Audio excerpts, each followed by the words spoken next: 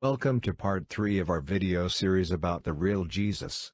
This exposition is from the Bible Revelations of the late teacher Erano Martin Evangelista from the website www.name.ph. In our previous video, we learned that Jesus' true mission was mentioned by God in 2 Samuel 7 verses 12 to 14. In the said verses, God told David that he will raise up his descendant, David's own flesh and blood. God told David that the task of his descendant is to build a house for his holy name. If successful, David's descendant will be called a son of God even though he was just a man. If he fails and commits wrong, he will be punished by the floggings inflicted by men. Solomon was the first choice to build the house for the name of God. Though he was successful in building the temple, he was not able to fully accomplish the task of making the Jews know the name of God because he built other temples for the gods of his wives. God's punishment to Solomon is that his kingdom will be taken from his son after he dies. God did not allow him to be punished by men as stated in the prophecy because God loved his father David. When King Solomon failed, God chose another from the line of David, and the sign to identify the next chosen one is that he will be born out of wedlock as mentioned by the prophet Isaiah in Isaiah 7 verses 13 to 15. We already learned how it came into fulfillment through the birth of Jesus. Jesus was the next chosen one from the line of David to make known the name of God through the house that King Solomon had already built. However, Jesus was punished by the rod and floggings inflicted by men, which if we read God's word in 2 Samuel 7 verse 14, God said such punishment will happen if the descendant of David, now Jesus, committed wrong. We will now learn what were the wrongdoings he committed.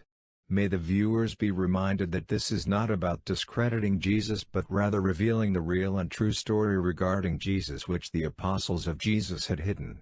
The Bible passages we will be reading are from the New International Version. Let us begin with the question, what were the wrongs which Jesus had committed? Let us read in John 19 verse 7. The Jews insisted, "We have a law, and according to that law he must die, because he claimed to be the Son of God." John 19 verse 7.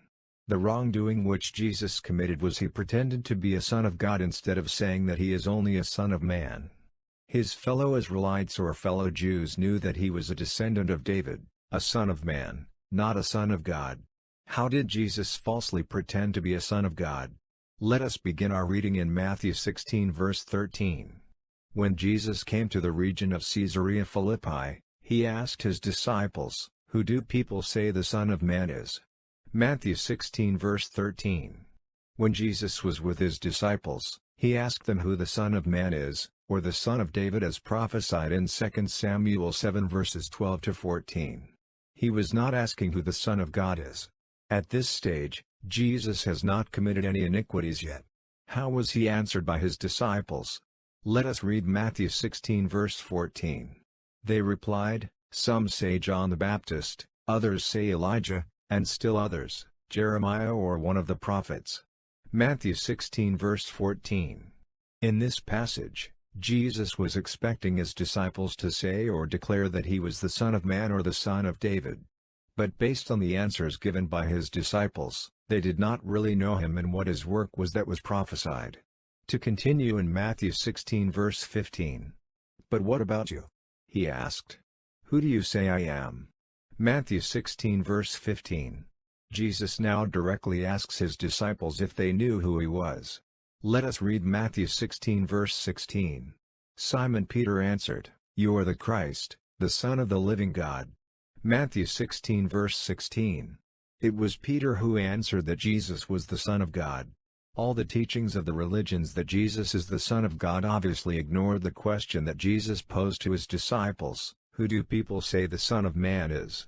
The focus of the religion's teachings was on the answer given by Peter that Jesus was the Son of God. In reality, Peter's answer, "You are the Christ, the Son of the living God," was incorrect because Jesus was asking who the Son of Man or Son of David prophesied long ago is and not who is the Son of God. Let us keep in mind that God has made a condition in 2 Samuel 7 verse 14 regarding the descendant of David. In the said Bible verse, God said, "I will be his father, and he will be my son. When he does wrong, I will punish him with the rod of men, with floggings inflicted by men. Because of the conditions set by God, Jesus, as a son of David, should take caution in everything he says and should not be easily swayed or convinced by the words of the people around him, lest he commits wrong and be punished by the rod and floggings of men. Instead of correcting Peter for his wrong answer, what did Jesus say? Let us read Matthew 16 verse 17.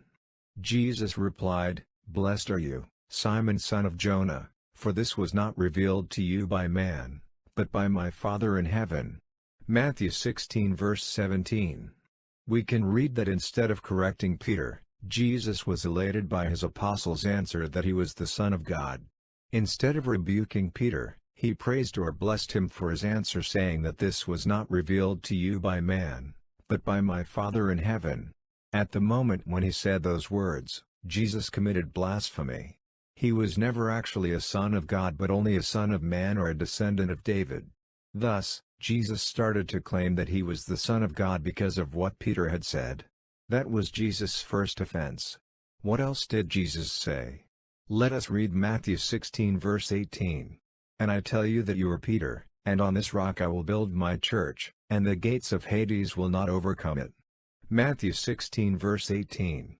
Jesus' mission is to lead his fellow Jews to know God's name through the house that Solomon built before so that they can call on God's true name. Instead, he built another house in his own name and not in God's name. Jesus had put up his own church, which was not part of his work as specified in the prophecies. He denied his fellow Jews the knowledge about the name of God even more. Sadly, this wrongdoing of Jesus was used as the foundation of the faith of the many religions. This was the second offense of Jesus. Since Peter flattered Jesus with his answer, how did Jesus reward Peter in return? Let us read Matthew 16 verse 19. "I will give you the keys of the kingdom of heaven. Whatever you bind on earth will be bound in heaven, and whatever you loose on earth will be loosed in heaven." Matthew 16 verse 19. Since he has assumed that he is now the Son of God, he gave Peter authority. However, did Jesus know that he had committed an offense? Let us read in Matthew 16 verse 20. "Then he warned his disciples not to tell anyone that he was the Christ." Matthew 16 verse 20. Jesus already knew that he committed iniquity in claiming to be a son of God and by speaking of a house or church to be built in his own name. From the time that he pretended to be the Son of God without fulfilling his work and had put up his own church, was he aware that he would be punished with the rod of men, with floggings inflicted by men? Let us read in Matthew 16 verse 21.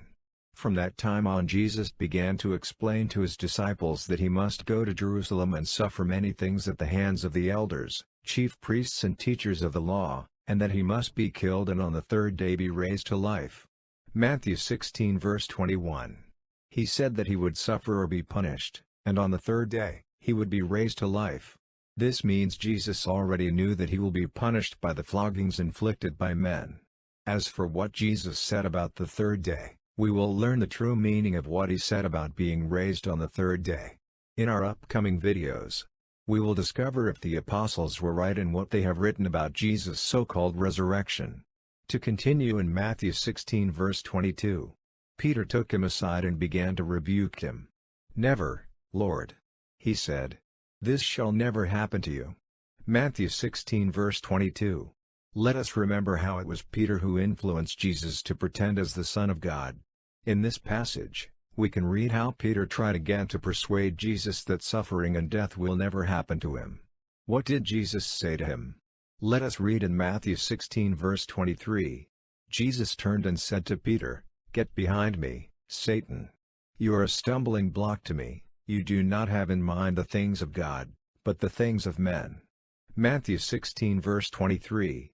In the said passage Jesus called Peter as Satan because Peter was the one used by the devil to trick him into proclaiming himself as a literal son of God and building a church in his own name. Jesus later realized that Peter was used by Satan to deceive him, but that comprehension came too late. He had already committed the wrong. Comparing with the events in the Garden of Eden, the serpent or Satan deceived Eve and not Adam. Adam was deceived through Eve. In Jesus' case, Satan used Peter to deceive Jesus to act as the Son of God. The transgression that happened in the Garden of Eden happened again in the time of Jesus, and that is why he was punished. Jesus never learned from the prior transgression which happened in the Garden in Eden. Because of the disobedience that happened in the Garden of Eden, the serpent was punished by God and made to crawl. With the offenses he committed, Jesus was also punished by God and suffered pain from the scourging. They suffered the same fate, both were punished. This realization leads us to the fact that the apostles of Jesus had written a false account. They were wrong in saying that Jesus did not sin against God. Question: what authority did the late teacher Erano Martin Evangelista have to reveal this truth regarding Jesus? Was he against Jesus? Answer: let us read Jesus' own words in Revelation 22 verse 16. I, Jesus, have sent my angel to give you this testimony for the churches. I am the root and the offspring of David, and the bright morning star.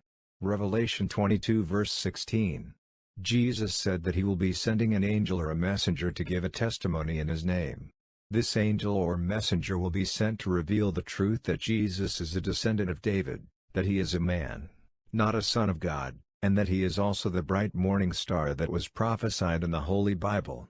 We can now understand that teacher Evangelista's Bible revelation regarding Jesus as only a son of David is not about discrediting Jesus.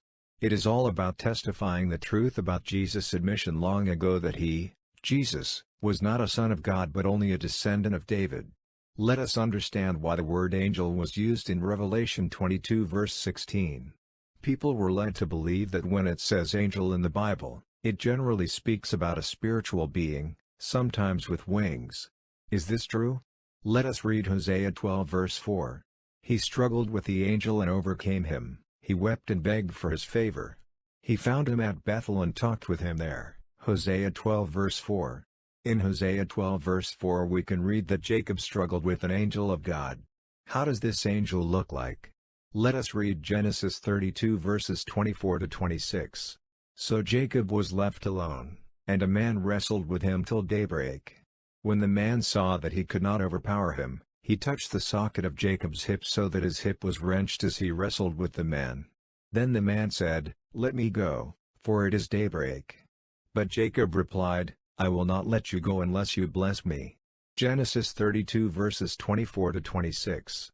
It is clear that the man, not a being with wings, whom Jacob wrestled with was an angel. Therefore, the term angel in Revelation 22:16 do not necessarily mean a spiritual being but a man sent by God to proclaim his message.